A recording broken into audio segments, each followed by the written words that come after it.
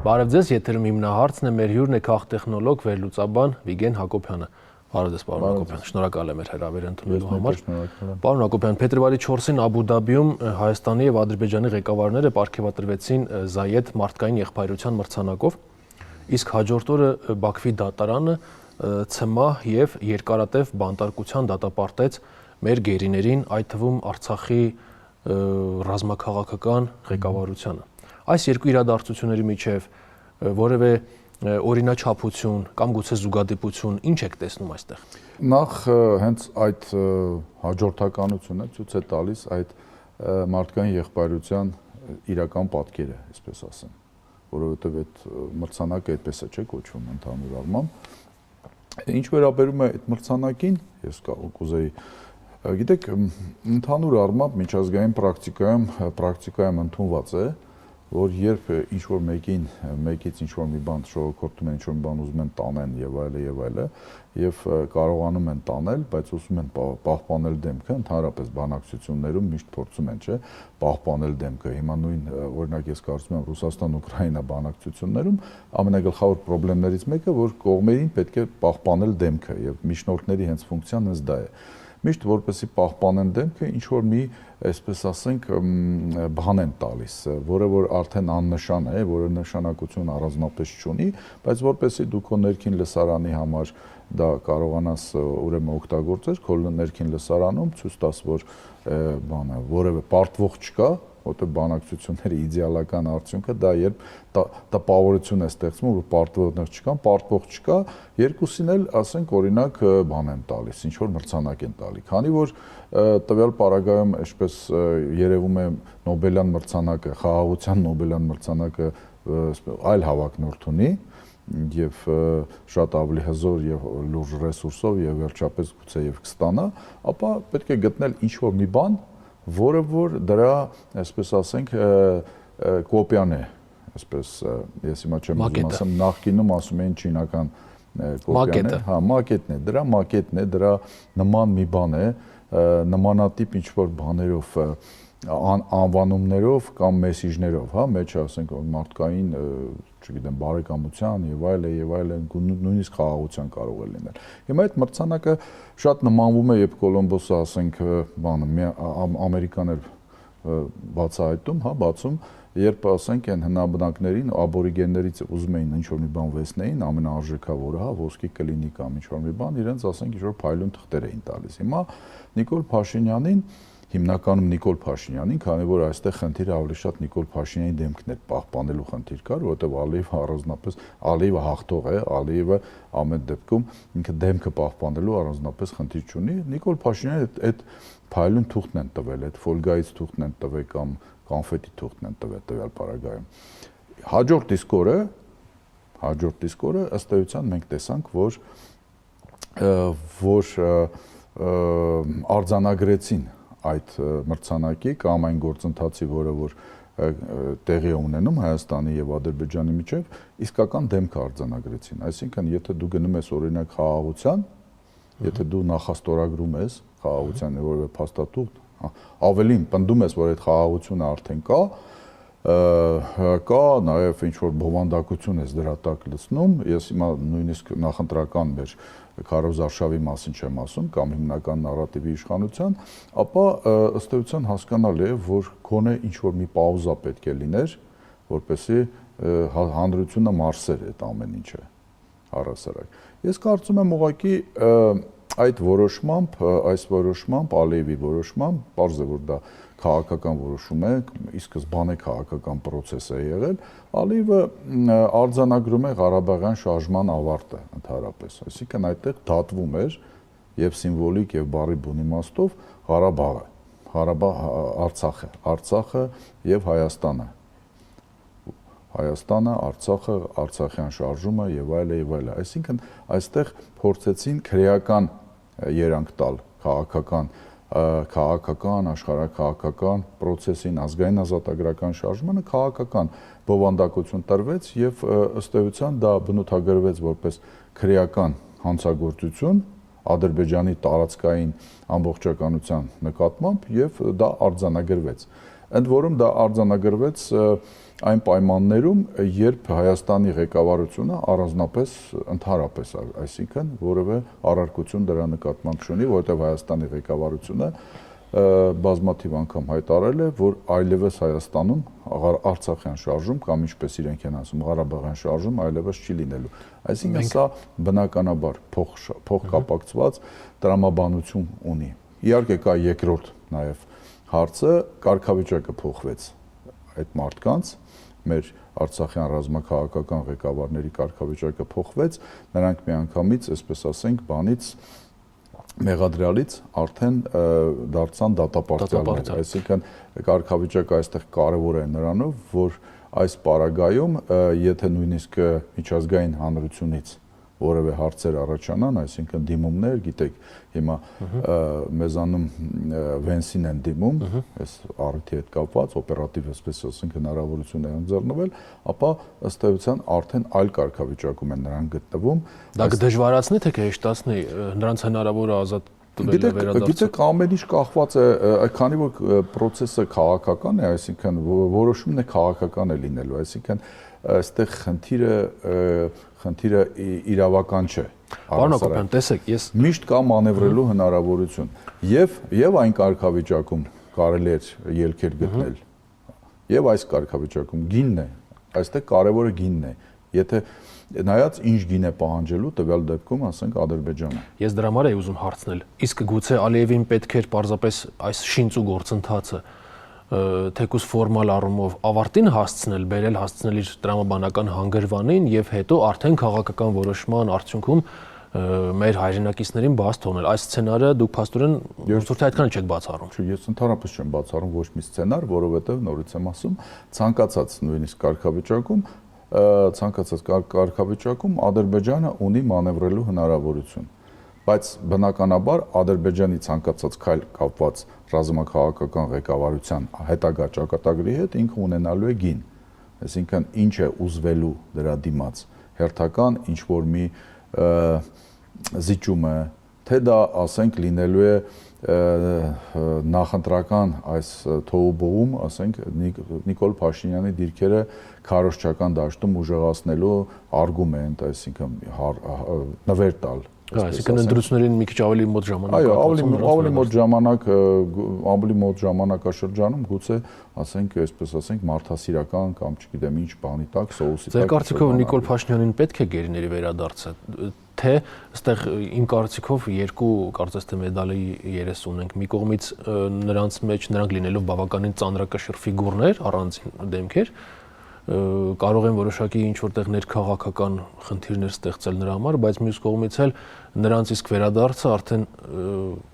այլ իրավիճակ կստեղծի հենց Նիկոլ Փաշինյանի դիրքերը ուժեղացնել, ինչպես դուք եք պնդում։ Այստեղ որ պահն է ավելի Ես հասկանում եմ ձեր հարցը։ Գիտեք, ընդհանուր առմամբ նուրբ հարց է այն առումով, որ մարդկանց հետ է կապված, շատ կոնկրետ, շատ արժանի մարդկանց հետ, հարգված մարդկանց հետ, մեր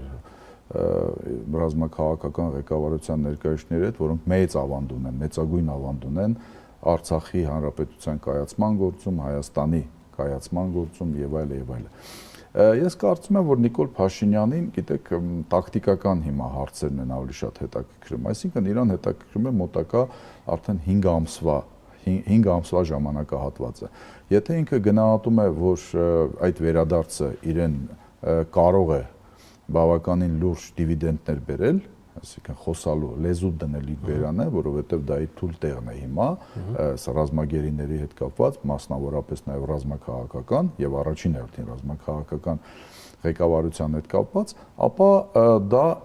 իր համար կարող է ձեռնտու լինել, որովհետև ընդհանրապես Փաշինյանը շատ դեպքերում սիտուատիվ գործողությունների գործիչ է ընդհանուր առմամբ։ Նա կարող է գնալ այդ քայլին, այսինքն ինքը ես չեմ կարծում, որ հիմա ստրատեգիական առումով մտածում է, թե օրինակ 8 ամիս հետո ինչ է լինելու, այսինքն իրեն հիմա պետք է լուծել հունիսի 6-ի 7-ի հարցերը, այսպես ասեմ, քանի որ օրը դեռ պաշտոնապես չի նշանակված, այդ իսկ պատճառով ասում եմ 6-ի 7-ի եւ այլը մոտակա դրանից հետո մոտակա օրերի հարցը։ Ես կարծում եմ, որ եթե ինքը հաշվարկի կամ իրեն այդպես ներկայացնեն, որ այդ վերադարձը կարելի է համապատասխան քարոզչական բանտիկներով, այսպես ասենք, բանանել, ներկայացնել, փաթաթել գեղեցիկ փաթեթավորման ներկայացնել եւ դա կարող է լրացուցիչ X% բերել, իսկ հիմա պայքարը գնում է յուրաքանչյուր տոկոսի համար, ապա ես չեմ բացառում, որ Նիկոլ Փաշինյանը կարող է ինքը դիմել, նաև իհարկե պայմանավորված, նախորդ պայմանավորված, որտեղ արդյունքն էլ պետք է հստակ լինի, որովհետև կատաստրոֆա կլինի իր համար, եթե ինքը դիմի եւ իրան մերժեն հանկարծ, այսինքն ամեն ինչ պայմանավորված խաղի շրջանակներում ինքը կարող է դիմել, որպեսզի, այսպես ասենք, Ալիևը հերթական ճակերտներում մարդասիրական ակտ անի եւ Նիկոլ Փաշինյանն էլ կամ Վահագն Խաչատրյան կոչվածը, ասենք, հերթական շնորհակալություն հայտնեն Ալիևին։ Դուք ասում եք, որ Ալիևը կփորձի ինչ-որ բան դրա դիմաց ստանալ մեր գերների վերադարձի, ենթադրելի հետագայում։ Բայց ենթադրելի է, որ այս տարիների ընթացքում, գոնե սկսած 2023 թվականի սեպտեմբերից, ինչ գերեվարվել է ղեկավարություն Արցախի, գոնե այս ընթացքում ենթադրելի է, որ Ալիևը ինչ-որ բաներ ամեն դեպքում ուզել է նրանց վերադարձնելու համար, եւ եթե մինչեւ հիմա նրանք այստեղ չեն, տրամաբանորեն կարող ենք մտածել, որ ուրեմն Նիկոլ Փաշինյանը չի տվել եւ ամենայն հավանականությամբ ուզել է այն, ինչ որ մեր պետական շահերին է վերաբերում եւ եթե Նիկոլ Փաշինյանը իր ներքաղաքական խնդիրը լուծելու համար դա անտեսել է եւ չի հանձնել, այդ դիրքերը չի տվել, ինչ որ բան չի տվել, որի դիմաց ստանար, գուցե այդ դեպքում նա այդքան էլ, այսպես ասեմ, պետական շահերին դեմ գնացող գործիչ չէ։ Ես փորձեմ մի քիչ նրանց այսպես ապոլոգետությամբ զբաղվել իշխանությունների։ Նորմալ է, տրամաբանական է։ Դուք տրամաբանում եք ելնելով այն հանգամանքից, որ այնուամենայնիվ այսօրվա իշխանությունները եւ մասնավորապես Նիկոլ Փաշինյանը այս հարցը այնուամենայնիվ իրոք բարձրացրել է։ Ես նման վստահություն չունեմ, որովհետեւ ամենայն դեպս մենք որևէ կերպ ինֆորմացված չենք դրա մասին, որովհետեւ երբ այդ հարցը միշտ բարձրացվում էր, այս տարիներ շարունակ բարձրացվում էր, անընդհատ բերանները փակում էին սաղի, ասելով, որ դա կարող է վնաս տալ, այսինքն եթե այդ հարցի մասին խոսենք, վնաս կտրվի, մինչդեռ ու հավաստիացնում էին, որ ինչ որ ատյաններում դրա մասին խոսվում էր։ Ես նման վստահություն չունեմ ընդհանուր առմամբ, իսկ գուցե այդ հարցը չի բարձրացվել ընդհանրապես, դրա համար էլ, այսպես ասենք, Ալիևն էլ ոչ մի բան չի պահանջել դրա դիմաց։ Այսինքն, եթե հարցը բարձրացնում ես դրա դիմաց ինչ-որ բան պահանջում է եւ այդ պահանջը այնքան զգայուն է, այնքան, այսպես ասենք, թանկարժեք է, որ դու չես կարող տալ, դա մի բան է, բայց ես օրինակ ավելի շատ հակված եմ, որ համենայն դեպս այս հարցը Նիկոլ Փաշինյանի համար այս տարիների ընթացքում կենսական նշանակություն չունեցել։ Հիմա դա կարող է ունենալ, մենք դրա մասին էինք հենց խոսում, որ Նիկոլ Փաշինյանին հետաքրքրում է մոտակա 6 ամիսը։ Այս պայդրությամբ իրեն չի հետաքրքրում 7-րդ, 8-րդ ամիսը, այսինքն այսօր իր քաղաքական հաշվարկները, իր կյանքը ընդհանրապես ինքը փորձում է պլանավորել մինչև հունիսը եւ հունիսից ընտրությունների մի քանի հաջորդ օրերը։ Հիմա կարող է նման բան լինել, դրա մասին մենք արդեն խոսեցինք։ Ես վստահ եմ, որ այն ժամանակ, այս տարիների ընթացքում դա իսկապես իր համար լուրջ կենսական նշանակություն ուներ, որպեսզի դրա համար նույնիսկ մտներ ինչ-որ սակարկությունների մեջ Ալիևի հետ, որովհետև առանց այդ Ալիևը այնպեսի պահանջներ է միշտ դրել, չէ՞, որը որ այդպես էլ չի ստացվել կամ ցանկություն չի եղել դրա դեմն առնել առանց այդ, մենք գիտենք դա։ Գանք հենց բուն ընտրական թեմային, նախընտրական պայքարը կարծես թե թեկուզ ոչ պաշտոնական սկսվել է եւ սկսվել է երաշտական վառ ընդգծված կոմպոնենտով, այսպես ասենք, խոսքը իշխանությունների մասին է։ Որպես քաղտեխնոլոգ, ինչպես եք վերաբերվում իշխող թիմի այս, այսպես ասեմ, մշակութային պորտկումներին։ Մշակութային պորտկումները պատահական չեն։ Իրենք, այսպես ասենք, այդ մեթոդոլոգիան բխում է նպատակներից, որովհետև երբ քեզ անընդհատ հարցումներ են բերում եւ այդ հարցումների արդյունքում քո էլեկտորալ ռեյտինգը առանձնապես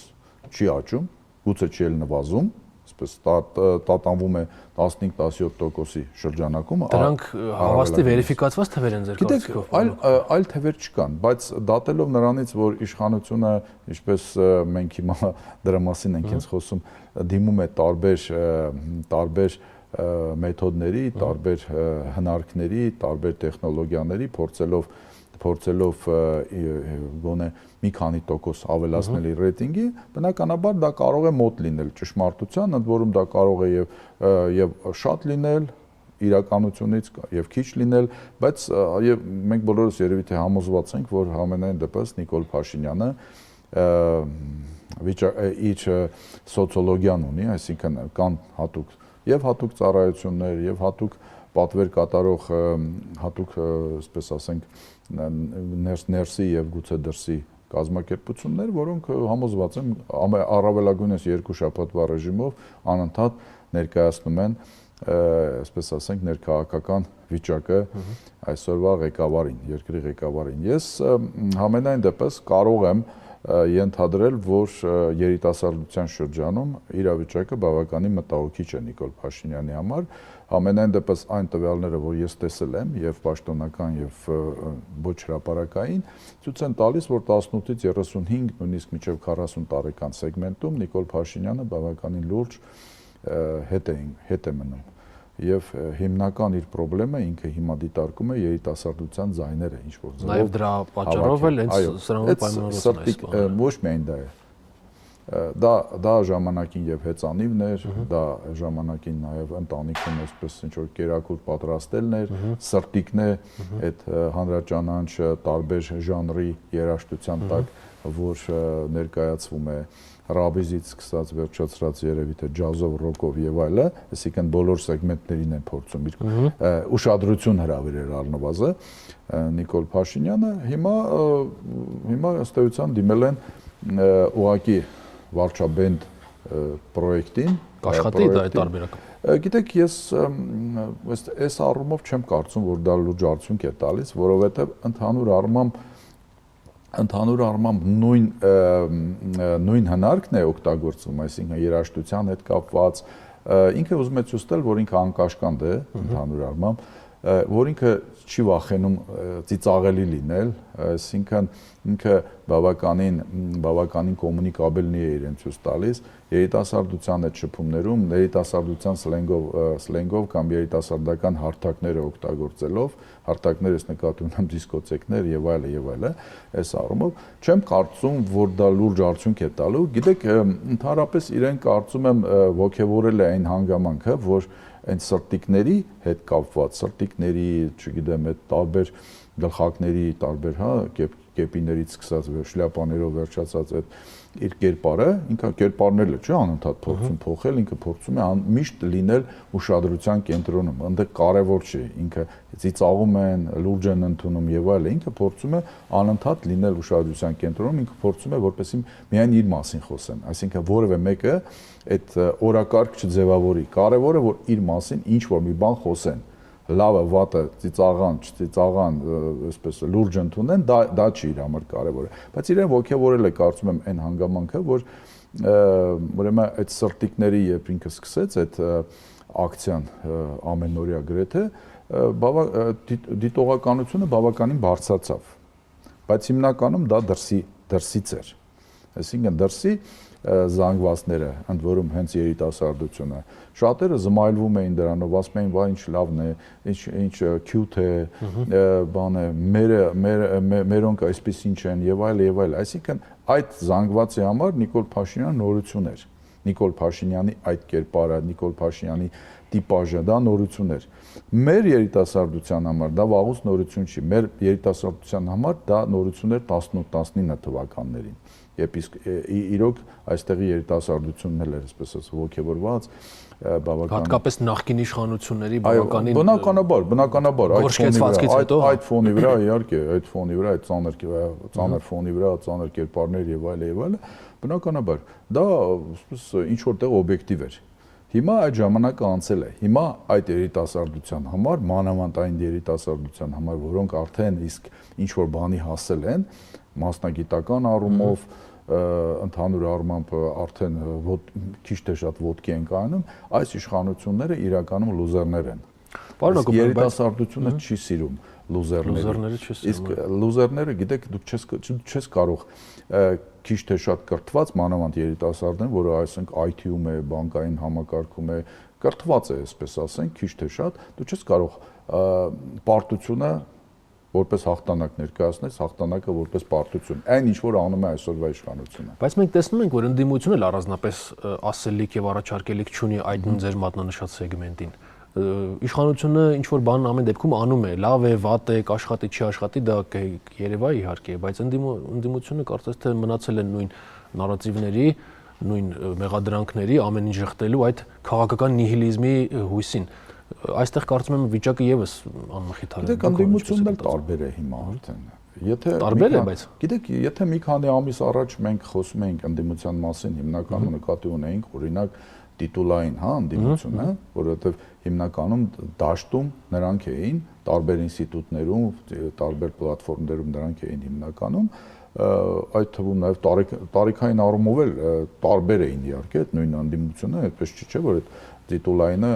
բաներ են, տարիքային առումով միայն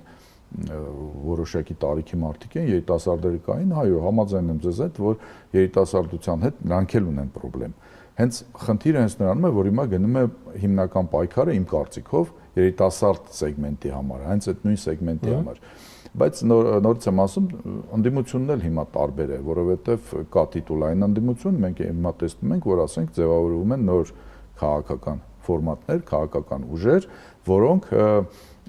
ոչ միայն ժխտողականությամբ են զբաղվում, ինչպես դուք եք ասում, այլ նաև փորձում են ավելի շատ այդ բառապաշարից հրաժարվել, դավաճան, կապիտուլյանտ եւ այլը, իհարկե քննադատելով, իհարկե դիրքավորվելով կոշտ ընդդիմադիր դաշտում, բայց այնուամենայնիվ նույն օրինակ մեր ձևով է։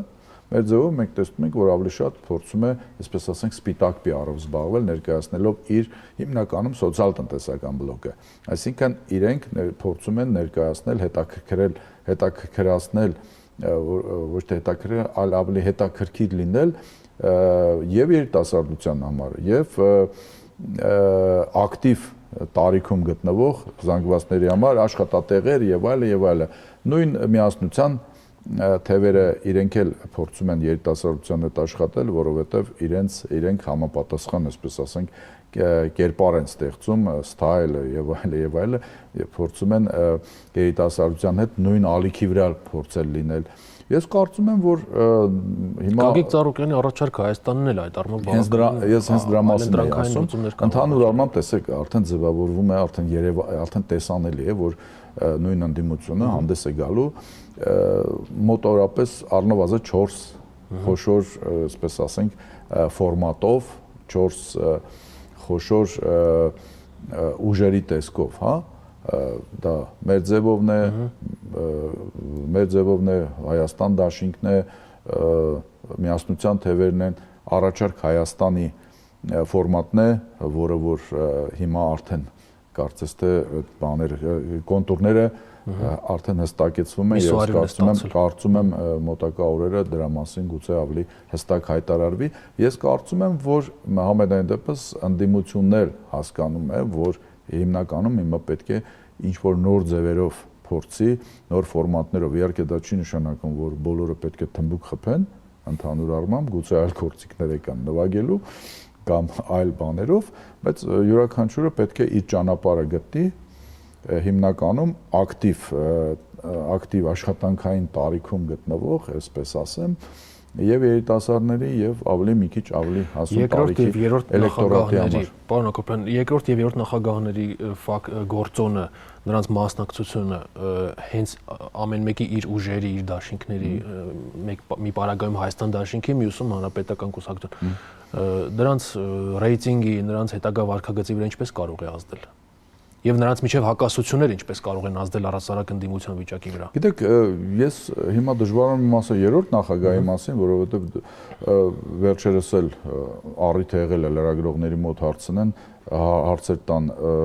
նախընտրական հեռանկարների մասին կամ ծրագրերի մասին, առայժմ ըստ էության որևէ հստակ պատասխան չկար, կարծում եմ մոտակա ժամանակները կամ այո կասվի կամ ոչ, այսինքն մասնակցության նույնիսկ հարցը կմասնակցեն չեն մասնակցի դեռևս հարցական է, որովհետև ամենայն դեպս վերջի ամիսների ընթացքում իրենց մասնակցության հարցում հենց իրենց մոտ կար որոշակի սկեպսիս, այսինքն իրենք ավելի շատ կարծես թե հակված էին չմասնակցել կամ մասնակցել, այսինքն խոսել դրա մասին երրորդ նախագահի մասնակցության մասին ես միշտ չեմ խոսի, որովհետև իսկապես մենք դեռ չգիտենք մասնակցելու են թե չեն մասնակցելու։ Ինչ վերաբերում երկրորդ նախագահին, ապա իրենք մասնակցելու են, երևի թե իրենք առաջինն էին, որոնք հստակ ասացին, որ մասնակցելու են, հենց նախագահն էր ասում, երկրորդ նախագահն էր ասում։ Ես կարծում եմ իրավիճակը մի քիչ ունիկալ է մեր նախընտրական այս շրջանում, այսինքն ստարտային քաղաքական ուժերի հարաբերակցությունը ես նկատի ունեմ, որովհետև այս հիմնական այս 4 խոշոր միավորումներից մեկը նշмарվող եւ ձևավորվող ունի կարծես թե իր ընտրազանգվածը, իր հստակ ընտրազանգվածը, ասենք նույն երկրորդ նախագահի եւ իր դաշինքի հիմնական ընտրազանգվածը իմ կարծիքով դա ավելի արմատական ընդդիմադիր զանգվածն է, որը որ ուղղակի ավելի շատ նույնիսկ ընդդեմ է գործող վարչախմբին, ամեն դեպքում ընդդեմ է վարչախմբին, ցանկացած պարագայում այդպեսին է մնալու է եւ բավականին արմատական են տրամադրված եւ կարգախոսները,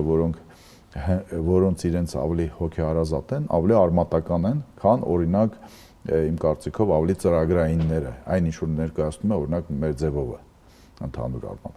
Այսինքն ես կարծում եմ սա այն դեպքն է այս տարվա ընտրությունները, սա այն դեպքն է, որ յուրաքանչյուր ֆորմատ ունենալու է իր բավականին հստակ նշмарվող ընտրազանգվածը։ Յուրաքանչյուրը պետք է աշխատի իր համար։ Ասենք այն նորաստեղծները, գուցե նաև առաջարկը Հայաստանի, այստեղ էլ ես որոշակի ուղղակի վերապահում ունեմ, որովհետև վերջնականապես ոչ ֆորմատը գիտենք, ոչ մասնակիցներին գիտենք, ընդհանուր առմամբ ծրագիրը գիտենք։ Յուրաքանչյուր, տեսեք, այն նորաստեղծները, հիմա երկու նորաստեղծի ֆորմատի մասին ենք խոսում, իրենք հիմնականում պայքարելու են այն ընտրազանգվածի համար, որը որ սովորաբար պասիվ է։ Այն մոտավորապես մոտ 50%-ը, 50-ից 60%-ը, որոնք սովորաբար չեն մասնակցում։ Պոտենցիալ նրանց խնդիրն է ակտիվացնել այդ ընտրազանգվածը, բերել իրենց կողմ, իսկ ակտիվացնելով այդ ընտրազանգվածը նաև կավելացնեն մասնակցությունը ընտրությունների։ Բարձր մասնակցությունը, դրա մասին արդեն շատ է խոսվել, բայց ես կարծում եմ միջև վերջել հա պետք է դրա մասին խոսվի, որ յուրաքանչյուր տոկոս, որը որ 50-ից բարձր է լինելու, զգալիորեն նվազեցնում է իշխանության վերարտադրման հնարավորությունները, ել չեմ ասում, եթե այդ տոկոսը լինի օրինակ 60% եւ այլ։ Իհարկե դա այսօր նենց անիրական է կարծես թե թվում, որովհետև սովորաբար մեզ մոտ վերջի շրջանում 42-43 ես այդպիսի մոտորապես տոկոս է, բայց պատկերացրեք մի բան է, ասենք ունենաս 300 կամ 400 հազար ձայն 1 միլիոն մասնակցության պարագայում, այլ բան է, երբ որ այդ մասնակցությունը օրինակ 1 միլիոն 400 հազար է եւ այլ։ Այսինքն այստեղ շատ պարզ թվաբանություն է, առաջի դասարանի մակարդակով, ընդհանրապես մաթեմատիկայի առաջի դասարանի մակարդակով, ես կարծում եմ, որ ընդդիմության թիվ 1 խնդիրը դա այս մաթեմատիկան մատերի վրա,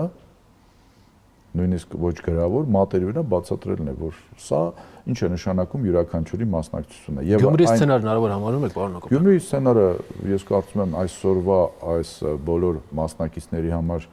որպես մոդել ես նկատի չունեմ ցենց ադապտացնել ուղղակիորեն, հա։ Ես ընդհանրապես համարում եմ, որ Գյումրիում շատ ավելի դժվար է ընդհանուրի գալ, ընդհանուր հայտարարի, քան այս քաղաքական ուժերին, եթե իրենց առնվազն ծրագիր մինիմումները կատարում են եւ հետո նստում են սեղանի շուրջ, փորձում են կոալիցիա ձևավորել, յետ ընտրական կոալիցիա, իշխանական արդեն կոալիցիա, եթե այդպեսին հնարավորությունը լինի, որտեղ Գյումրիում գիտեք, այնտեղ կար անձնական բավականին թվում էր անհաղթահարելի դժնամություն եւ այլ։ Այստեղ քաղաքական ընդհանրությունը շատ ավելի մեծ է, որովհետեւ նույնիսկ աշխարհաքաղաքական, եթե տեսակետից նայենք, հա, շատ ավելի մեծ ընդհանրություններ կան, քան տարբերություններ, նույնիսկ հաշվի առնելով, թե այսինքն չունենք ծայրահեղ արևմտամետ ինչ որ ընդդիմադիր բլոկ Եվ չունենք ծայրահեղ պրոռուսական բլոկ, որ ասենք իրար հետ չկարողանան ստեն։ Օրինակ